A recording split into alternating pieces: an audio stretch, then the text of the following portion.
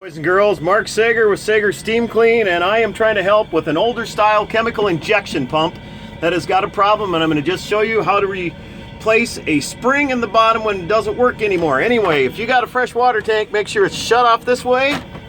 This is your hot cold, you don't worry about it, but disconnect your pressure regulator right here. Disconnect it from your quick connects and get her out of the way. Then these here chemical, I've already taken them off because I've had too many requests here, forgot to do a video.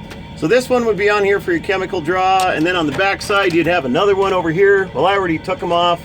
You can see it's kind of spun around. Anyway, you're going to take that off. Once you do that, spin these off here too.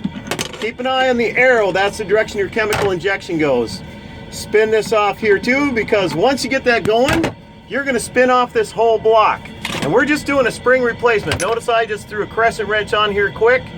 And I'm just only taking off this top block. This is your chemical injection. The nut or the bolt, by the way, is always on the back here, typically your direction going forward. Another deal. Okay, you get this thing out of here. Right here, these are your springs. This is what chatters, goes bad and break. They had an air leak on this one and it went bad. So we have a replacement spring. Chris, you got that? Look at that, how that spring's supposed to look and how that spring looks. So we're actually going to take these two 10mm nuts off the top here, just slip that new spring on, tighten it back on, and I'll reverse. Boom, you're back in business. So we'll hit pause and we'll show you how that looks. Okay guys, we are just spinning off these two nuts. The one on the top there's just a jam nut, the one below is the actual holds it.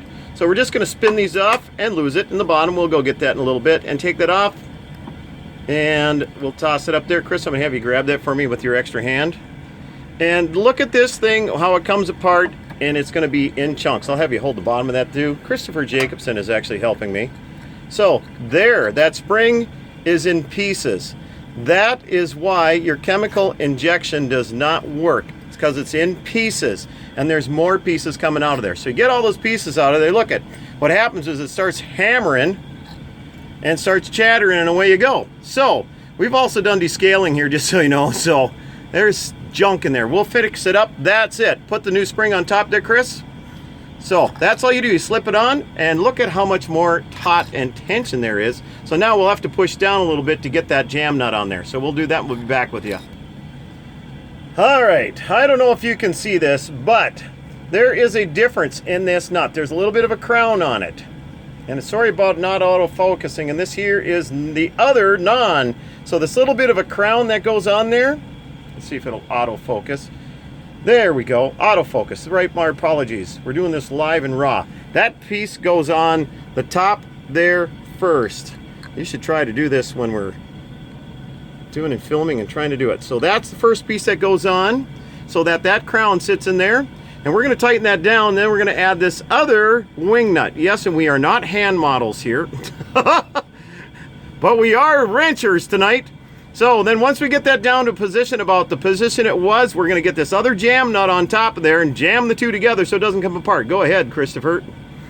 Christopher is now in repair mode, and we'll keep taking that down a bit more so that the crown is all the way down and we have a little bit actually sticking out the end. Yep, you're getting close. Keep going a little further, because remember there's about a certain spot. There it is. Now we're just going to jam the two nuts together, reverse order, put her back on. Make sure you take on this part, take and put some Teflon tape on it. Otherwise you'd be leaky and your pump doesn't work, and then you break that spring again. We'll hit pause in case we need to get back to you. All right, we're back. We've got this thing put together, ready to go. Jam nut, you can see that's clear. You can see we have our Teflon tape on that. I've got a crescent wrench just holding there because I just came out and limited tools. We're gonna spin that thing back on. I'm doing this by hand. I keep the crescent wrench there just in case something starts going. And I want to get it so that this is on the back side. So let me get that and I'll be right with you. And we're back with you. Now this is just hand tighten in position, kind of evened up, kind of that area. So we're going to take these here pieces and just put them back in. These are check valves in the end here, by the way, in these silver parts. Don't want to mess up. I got fresh Teflon tape on it. This one's going to go back in here, and the other one's going to go back on the other side. Let me get this done and be back with you again. All right, we are back again. We have this piece on. You can see where it comes out, an L going backwards here to your chemical pump. You can see the direction because it's going to go draw the chemical through here and push it out that way to go in and blend coming through. Now, we have these braided lines here. These just simply go on. These are just a connection that you do not need Teflon on. So you just tighten that there. This is coming from underneath here, up on the top, and that's part of your chemical Butler meter on there. Sorry if I'm going so fast here. The other one you have here, again, is going to go on the back side here. Again, I'm trying to film and do this. It's about 8 o'clock at night. We've been going like crazy here, getting things done, figured out on this 97 Butler that developed a few little issues here. So after I hand tighten these, everything, I'm just going to wrench tighten them, and then this is your chemical injection lever. So there, it's an off. When it's going straight, it's like this. I'm even going to show you how to prime this puppy. So be back with you in a minute. As I mentioned, it's a little bit late. Got to take and put your pressure regulator back in. These are just quick coupled here and quick coupled here. Then I will put this far back one in after that, just make it more convenient. All right, I'm going to talk to you about how to prime this thing. So if you get the front here, there's air bubbles and everything, the pebble won't go up, up, up and prime, and you got her going wide open and the whole deal and turned on. We do it the fast way. We just crack open this back one here with a 9/16 and let it just spray and spurt and bleed itself out on the back side. Don't do the front side where it comes in, do the back side.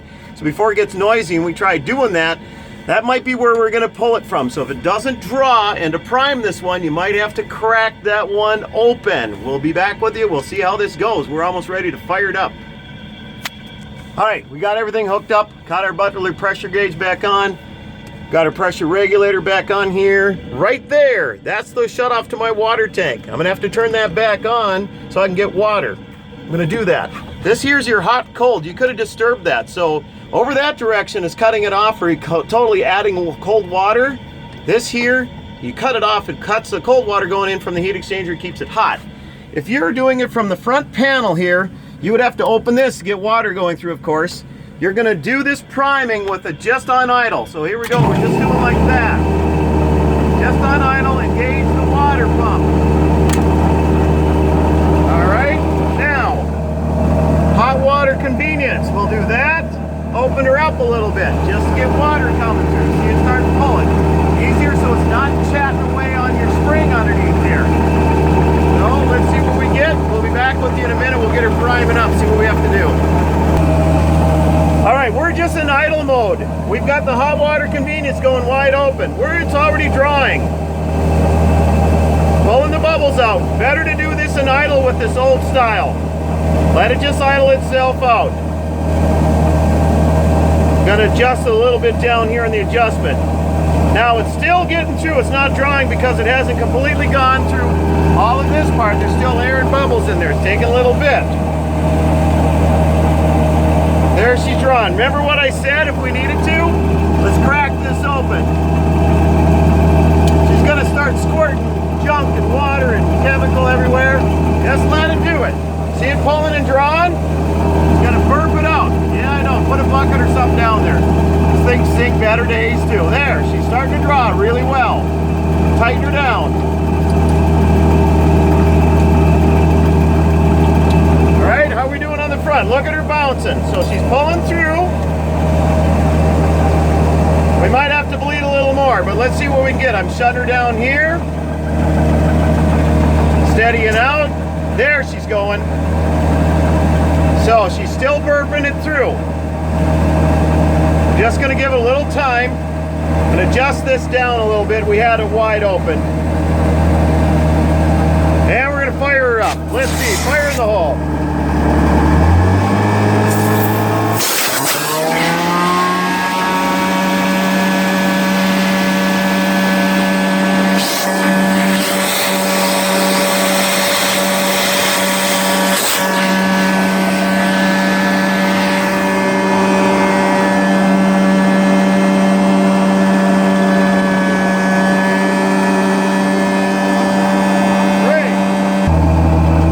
With your simulator on the end, and we got her down. Everything's going well here.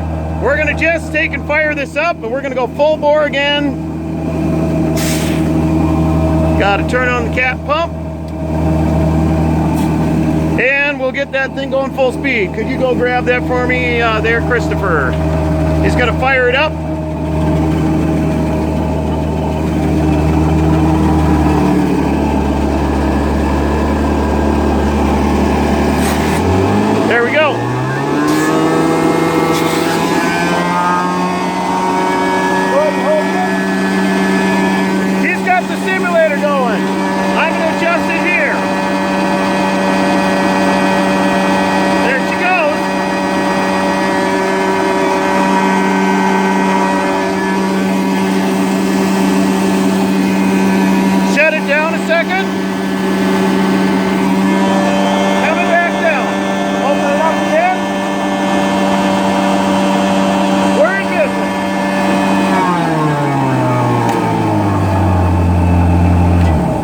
Ladies and gentlemen, that's the fastest version of an old style chemical injection pump. I'm Mark Sager with Sager Steam Clean, Grand Rapids, Minnesota.